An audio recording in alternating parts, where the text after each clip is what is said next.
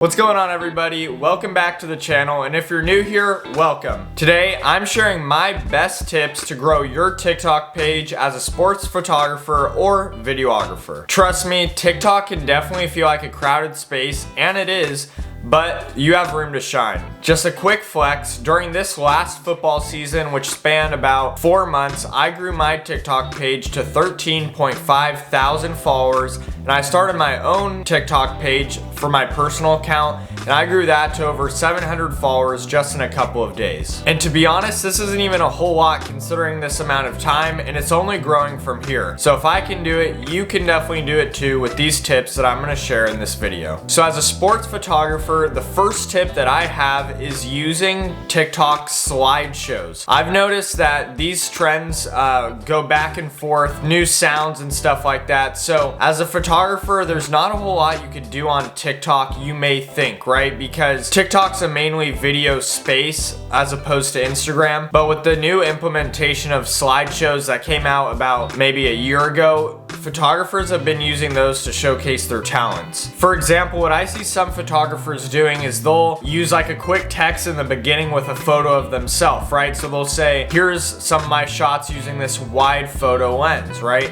And then they'll showcase the photos they took with it. So that's just an idea, but I think slideshows are a great way to almost use TikTok as you would Instagram and showcase your work on there. The key for this is definitely using like trendy audios that you see on TikTok, and also just following other sports photographers. So you can follow me, see what I'm putting out on TikTok, and then you could also see others as well by just looking through hashtags and then copying their work but making it your own, and making sure that you're kind of following those trends when you're first getting started, and then you can kind of create by yourself from there. Another tip that I have that kind of includes these slideshows is make sure that you're grabbing your audience's attention within your slideshows or your videos. You normally have about 3 seconds to grab their attention before they swipe, so make sure you're using like your favorite photos at the start of your video or slideshow.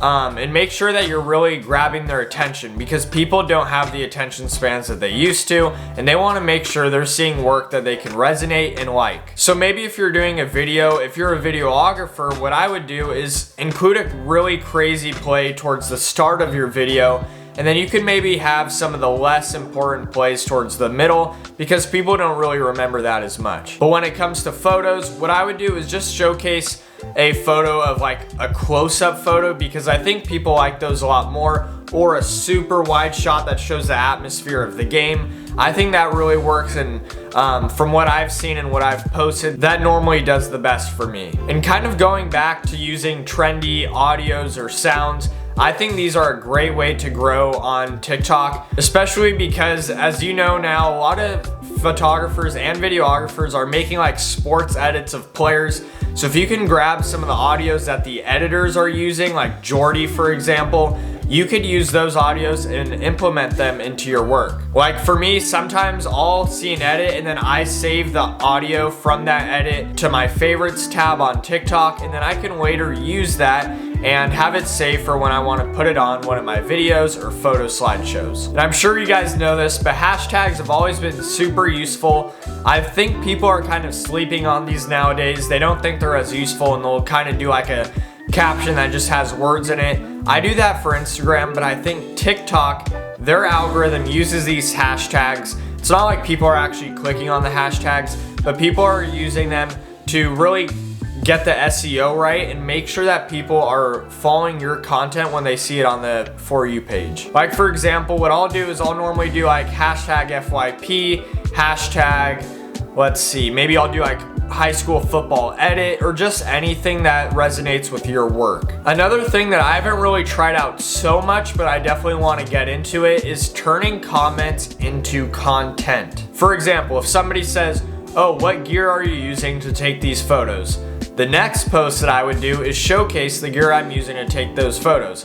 This allows me to be more consistent on TikTok and then also give my followers what they want. They want information about me and what I do to better myself as a sports videographer. It's an easy way to stay engaged with your TikTok audience, and it really builds trust between them and leads to more follows because they like your content and they like how you're interacting with them. And let's always remember that consistency is always way more than perfection, especially when first starting out. So I would try and get up maybe one video a day, and if you don't want to do that, I definitely recommend one video a week. As long as you're being consistent, the algorithm will continue to recommend your videos because they know you're on a schedule. An example of being more consistent than perfect is like showing the behind the scenes of your work. So maybe you're not always trying to like show your best work, but you're trying to show how you're being consistent. Maybe that's like you editing the photos. How do you edit your photos, or how do you edit your videos and color them? Or showcase a big play and how you captured it. So maybe you had another camera pointing at you.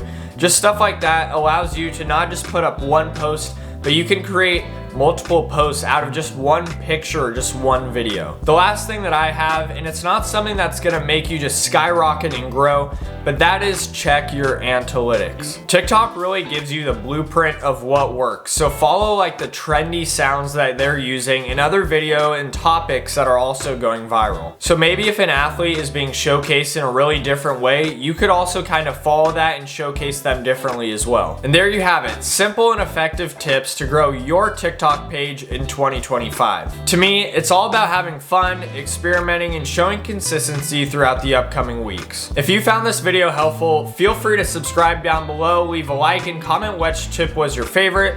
And then also make sure to go follow my Instagram at ottoarney and TikTok at ottoarney and Pick6 Production, where you can see all these followers coming in real time. Well, that's it for today's video. Make sure to keep creating, keep working, and I'll see you guys in the next one.